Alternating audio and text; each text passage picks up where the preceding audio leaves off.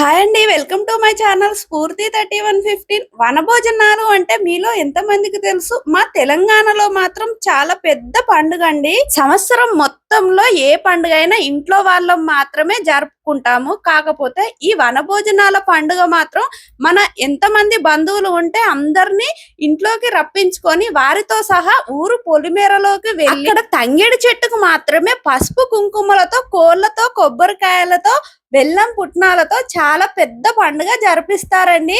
అక్కడ water facility ఉండేటట్టు ఇలా వాటర్ ట్యాంకులు కూడా తెప్పించుకుంటారు.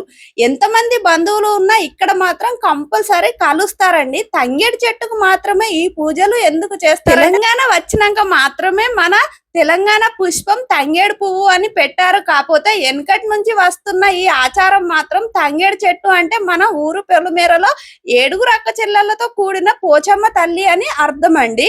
పసుపు కుంకుమలు వేసిన తర్వాత మాత్రమే అక్కడ 7 అక్క చెల్లెలతో సహా ఈ పోచమ్మ తల్లి కొలువై ఉంటుంది. ఆ రోజు మాత్రం ఆ అమ్మవారికి చాలా పద్ధతిగా పెరుగు, కొబ్బరికాయలు, ఇలా బెల్లం పుట్నాలతో బాగా అలంకరించుతారు. అవే ప్రసాదాలండి.